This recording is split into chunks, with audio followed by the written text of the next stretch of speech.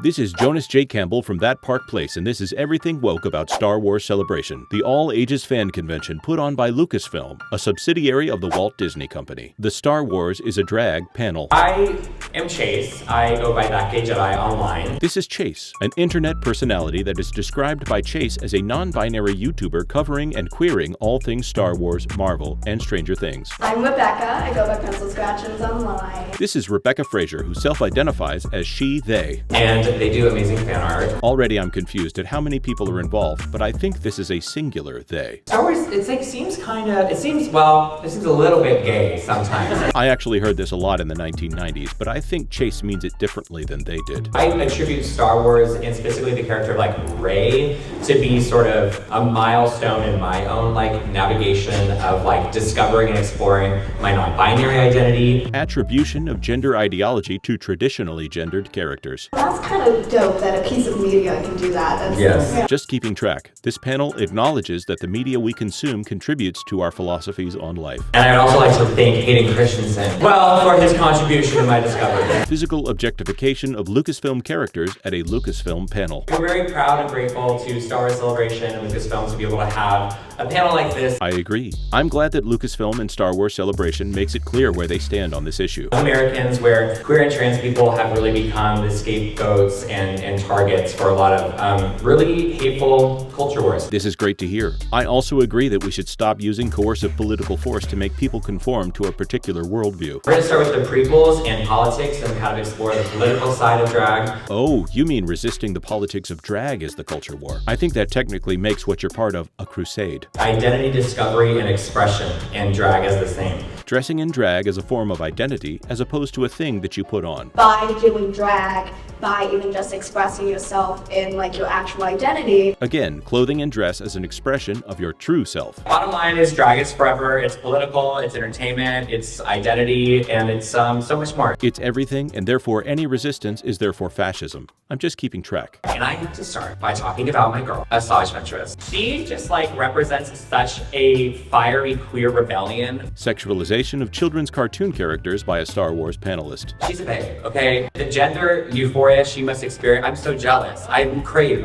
her gender. What does it mean to crave someone's gender, and is that appropriate for an all-ages panel at a fan convention? Drag is an ability to create magic out of nothing, whether that means a fabulous outfit. Hi, I love this quote. This is so stupid. You said it, not me. I think it's just because I'm hungover. All-ages panel, everyone. That means I was drunk yesterday. We became women that night. This sounds very gendered, although I thought Chase was non-binary. Our fabulous existence when society has told us we don't deserve to live. Creating the straw man that society doesn't respect life. Well, except for the unborn. So she sort of donned the drag of Jedi. Transification of children's cartoon characters to serve a political ideology. And then when that didn't work out, she donned the identity of and the drag of Sith. So is anyone identifying themselves as anything considered drag by this definition?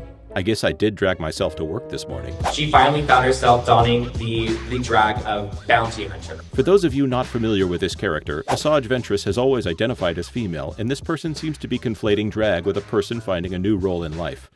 That seems kind of tenuous. For her to rebel against these huge oppressive forces and oppressive organizations and really find a way to fight for herself and self-define who she is in the galaxy, which is why I love her bounty hunter journey specifically. Oh yeah. So becoming a murderous gun for hire is a way to shake off your oppressors and is therefore drag. I think she has a great queer tenacity about that. Yes. She will never betray herself. If she would never betray herself, then why did she have to put on the drag of so many identities? Is this not saying that an identity is drag if it's not who she truly is? Growing up, I very much donned straight person drag. This makes it clear to me that drag in this context means dressing up as something that you are clearly not. I don't make the rules, but that seems kind of transphobic. And I'm gonna don this gay drag, right? It's starting to sound like everything is drag. Whatever drag I'm wearing day to day, hour to hour, minute to minute, second to second, you know that. Actually, Chase, I don't know who you are, and I'm not sure you do either, based on your description of yourself at this panel. In a society of boxes and labels and of outside forces constantly trying to label you, Sometimes labels are very helpful in determining things. it is a political act to explore what drags you do and do not don. Ah, so now not wearing drag is political. That leads really nicely into the next person we want to talk about, which is obviously Padme. Padme, a female character, dresses as a girl and is therefore in drag. Was there one of her decoys that was actually a dude? Easily the most political character in all of Star Wars. Like everybody else is in Blazing Saddles, and she is in West Wing. First of all, it seems like the definition of drag is now all politics is drag. But if all politics is drag, I think we've got another character who's the biggest drag queen of all. And when we first meet her, she's in probably the draggiest outfit in the entirety of Star Wars. So all heavy makeup is drag? She's not really diving into her own political beliefs at all. She's just kind of wearing the drag of a leader. She's wearing the drag of a queen. I was hoping that partway through someone would tell them what drag means, because I'm getting the idea that they don't really know what drag means. Were these people told this morning that they were doing this panel? There's so much drag in the prequels, right? There isn't a different prequel trilogy that I'm not aware of out there somewhere, is there? We're talking about the ones that were written and directed by George Lucas, right? And there's so many obvious drag moments in the sequels. I mean, obviously. And then we landed on Asajj Ventress and Padme, and we were like, what the? Well, at least they're admitting it's a stretch. Have to speak on the penultimate drag performance of the prequels, being the duel on Mustafar. So the fight between Obi-Wan Kenobi and Darth Vader is a drag performance? I don't remember there being lipstick involved. Obi-Wan Kenobi looking at Padme choking on the ground and saying, I gotta do a reveal. This is so awkward. Obi-Wan is a gay person going to Olive Garden with his straight friends, and they start to have a fight very loudly, and he's just sitting there uncomfortable. So Obi-Wan Kenobi being celibate is LGBT somehow? Other than Padme, her husband might be the biggest drag queen in the entire. I'm trying to keep track here. Anakin is straight, but Darth Vader is gay? Darth Vader basically looks like he's coming out at the beginning of Tu Wong Fu. Well, thanks for everything, Julie Newmar. He's literally Anakin's drag persona. Any costume or role of any kind is drag by this definition.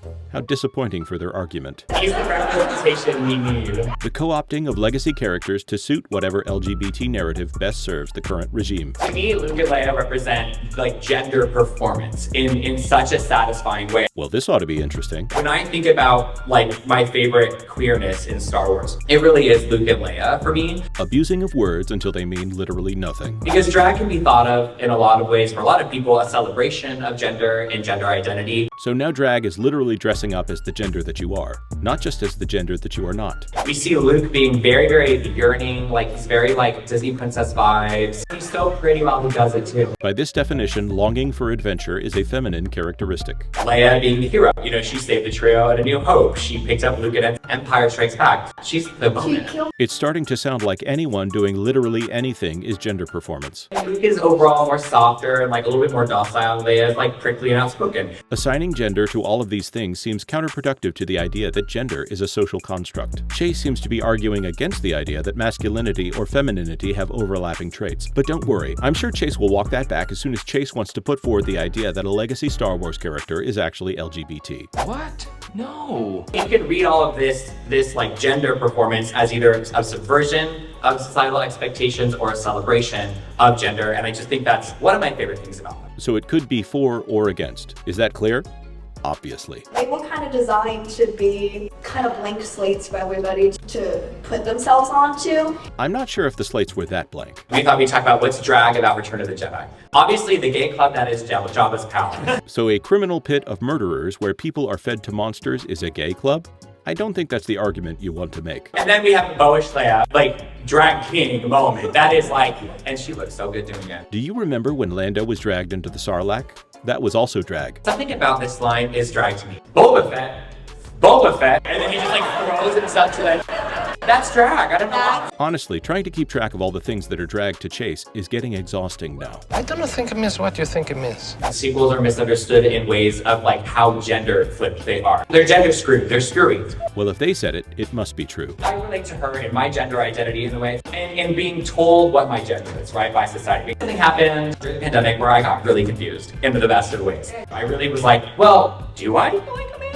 This whole questioning of what feels true and what doesn't feel true is, I think, similar to Rey. Projection of your own process of self-identification onto fictional characters created by a faceless corporation at a corporate-run fan convention purchased for billions of dollars from a disenfranchised original creator. Choosing my non-binary identity as true for me, and choosing my he/they pronouns that work for me, and is similar to how Rey chooses the last name of Skywalker. I would agree. Both of these choices would have the same level of veracity. Pronouns is such like an eye-rolling word for me sometimes. You said it. I'm not gonna get into politics of Star Wars. I thought the whole first section was how drag is political and the prequels were drag because they were political. I know each one on this gender journey during the pandemic. Discussion of gender journey at an all-ages event. A lot of people, a lot of queer folks and straight folks too, and a lot of people like use drag. Well, not use it. Well, use it. I mean, whatever. Words don't matter. I mean, I think words matter. They wear different kinds of makeup, different kinds of clothing, different kinds of like attachments or whatever. Like it's just to help sort of navigate that experience and find out what feels true for them. Self-discovery by wearing attachments in order to find personalized concepts of truth in an all-ages corporate-run fan convention. I love Finn because I think he's a great example of a character who completely rejects the binary. So the only character in the sequel trilogy that actively pursues a romantic connection with the female lead and is pursued romantically by a female supporting character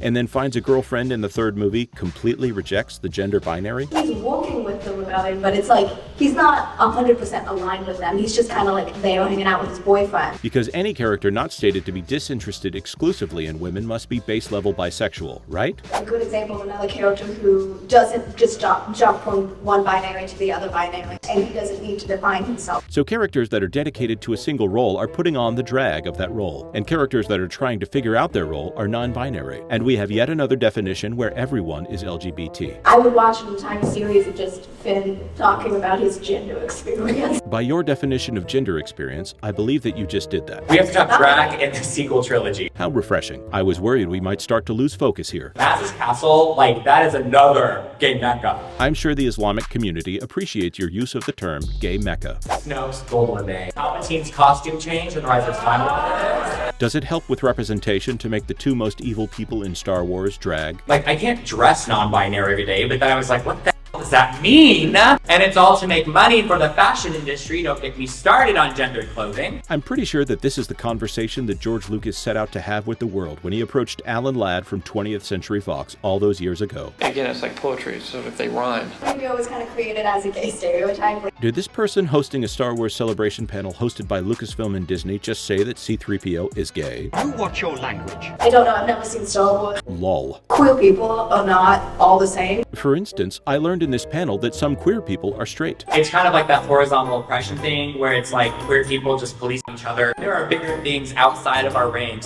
that are trying to oppress us, so why are we doing that internally amongst ourselves? Chase's preference is that everyone hold back on the way that they express themselves, While everyone does get to express themselves however they want to. so that everyone can express themselves, but not in a way that disagrees with anyone else. Don't forget to like, subscribe, and turn on the notification bell. Is there anything we missed? Is there something else you'd like us to cover? For more, subscribe to this channel, follow me on Twitter @JonasJCampbell, or stay tuned to thatparkplace.com.